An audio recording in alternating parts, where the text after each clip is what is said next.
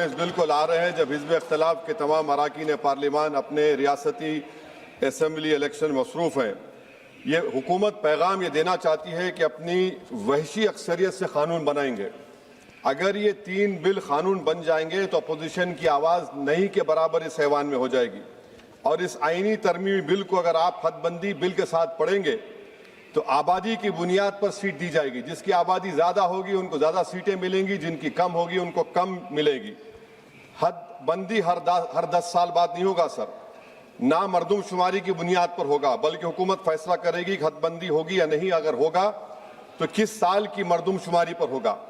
Sir, मैं इलाका वारियत को नहीं मानता, ना उसको फ़रोग़ देता हूँ, मगर हमारी आइन की तमहीद में फ्रेटर्निटी का लफ्ज़ लिखा गया, भाईचारगी का। ये बहुत अहम है हमारे मुल्क की इत्तेहाद और सालमियत को मजबूत करने का। ये तीनों बिल इस फ्रेटर्निटी के बरक्स का पैगाम देते हैं और काम करेंगे।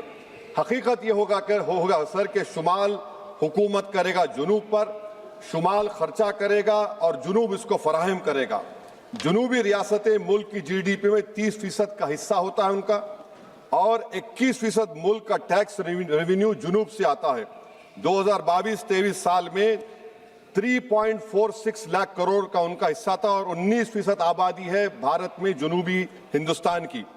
जुनूब को गुड गवर्नेंस की सदा दी जा रही है। वजीर आजम कहते हैं कि जिसके बच्चे ज्यादा हैं, तो मगर ये तो झूठ था। मगर ये बिल अगर कानून बनेंगे तो सच हो जाएगा।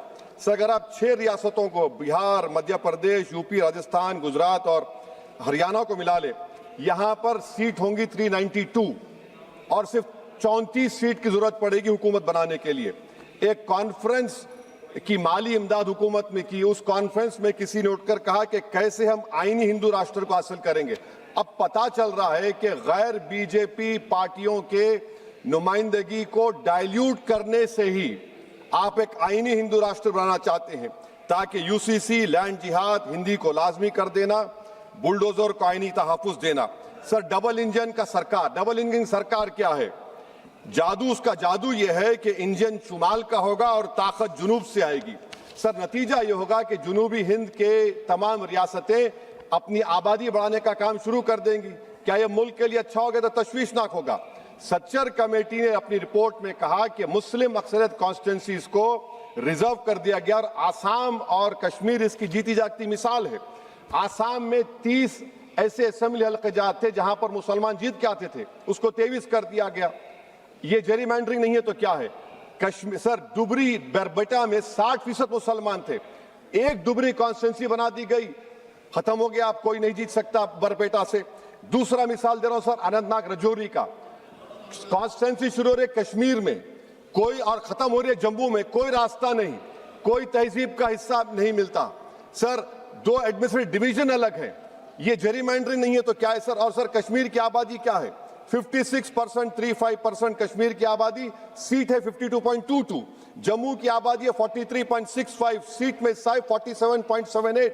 ये जेरीमैंडरिंग है तो नहीं है तो क्या यही होगा? सर, मुस्लिम अक़लियत को तो बीजेपी टिकट नहीं देती, रिजर्वेशन दूर की बात, मगर क्या यह मुल्क के मफाद में है कि इस ऐवान में 18 करोड़ की आबादी के सिर्फ 4% MP जीत कर आएंगे? ये आपकी मुल्क से मोहब्बत है? ये राष्ट्रवाद होगा कि 18% सिर्फ 4% आएंगे जीत कर? आप फैसला कर लीजिए। ट्रेजरी बेंचेस को सोचना है, अगर वो भारत से मोहब्बत करते हैं तो तशवीशनाक बात है। अगर बिल कानून बनेगा तो फिर आप भूल जाइए, यहां पर तो और कम हो जाएंगे। तो मैं ये आपको बताना चाह रहा हूं सर कि मुस्लिम अक़लियत को SIR से, रायदही से, हक रायदही महरूम कर दिया जा रहा है, बुलडोजर से बेघर कर दिया जा रहा है, और हदबंदी से इनकी सियासी आवाज को खत्म करने का मंसूबा है। सच्चाई ये है सर, मुस्लिम वोट की जरूरत बीजेपी को उसको खतरा समझती, सेकुलर पार्टीज ये समझते हैं कि हमको पूछना ही ना पड़े, और हम बार बार पुकार कर कहते हैं कि जमहूरियत को मजबूत करो, सिर्फ वोट डालने वाले मत बनो, वोट लेने वाले बनो, क़यादत बनाओ। मगर ये सब चीजों का आप देख रहे हैं कि बीजेपी इसको खत्म करना चाहती है। सर, भारत क्या है? भारत एक यूनियन ऑफ स्टेट्स है, सिर्फ शुमाली रियासतें नहीं है, जुनूब की रियासतें नहीं है, मशरिक नहीं है, मगरबी रियासतें हैं, नॉर्थ ईस्ट है। तो ये इस मुल्क की डाइवर्सिटी इसकी ताकत है जो ये 3 बिलें खत्म करना चाहती। मेरी तजवीज़ क्या है सर? कनाडा का फार्मूला अपनाया जाए, कनाडा में ग्रैंडफादर क्लॉज को अपनाया जाए, रियासत की सीट आबादी पर मुनस्सिर नहीं होगी। Sir, remove the money bill veto from Lok Sabha, let the House of States have an equal voice in how legislation is passed.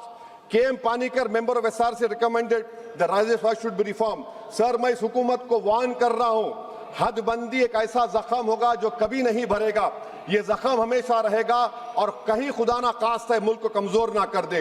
हुकूमत सिर्फ अपने सियासी लालच को हासिल करने के लिए मुल्क के इत्तेहाद को पारा पारा करने की कोशिश कर रही है। मैं हमेशा अक्सरियती हुक्मरानी का मुखालिफ रहा हूं, चाहे जबान और मजहब की बुनियाद पर हो। मुल्क को अगर विकसित भारत बनाना है तो हर शहरी की आवाज को कबूल किया जाना इस मुल्क को चलाने के लिए।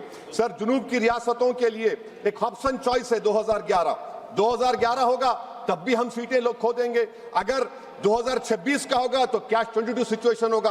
तो मैं हुकूमत से अपील करता हूं आपके जरिए से कि हमारे वजीर आला ने जो तजवीज पेश की रेवंत रेड्डी ने कि हाइब्रिड मॉडल 2 क्या है, वो 40% की सीटें आबादी पर, 40% इकोनॉमिक परफॉर्मेंस पर और 20% फेडरल बैलेंस को।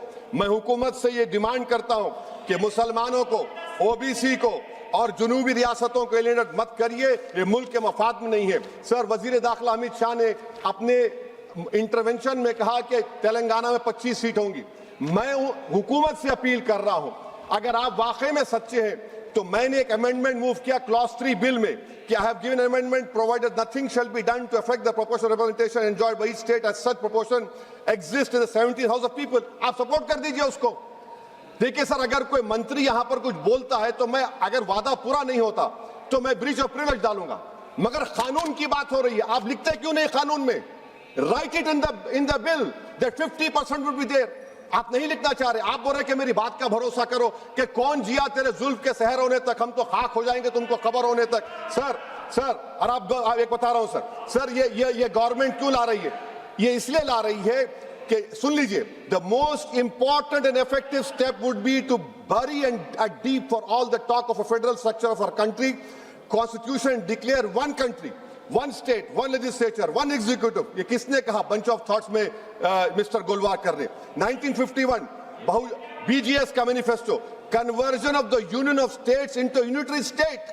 This is what is happening now with these 3 bills। Now please, so, I am concluding, sir, I am concluding that can this whole proceedings are being watched by the Muslim women who were raped in Muzaffarnagar, will they feel happy about it? Bilqis Bano is watching this. Has Bilqis Bano got justice? Zakia Jafri's family is watching this. Have they got justice? No. Please. That is why I conclude, sir, by reciting the share of what Rahat Indori said about this government. जहां से गुजरो धुआं बिछा दो, जहां से गुजरो धुआं बिछा दो, जहां भी पहुंचो धमाल कर दो। तुम्हें सियासत ने हक दिया है, हरी जमीन को लाल कर दो। अपील भी तुम, दलील भी तुम, गवाह भी तुम, वकील भी तुम, जिसे भी चाहो हराम कह दो, जिसे ही चाहो हलाल कर दो। मैं वार्न कर रहा हूं सर, आपके पास मेजॉरिटी नहीं है, ये मत करिए, मुल्क को कमजोर करने की हरकत होगी।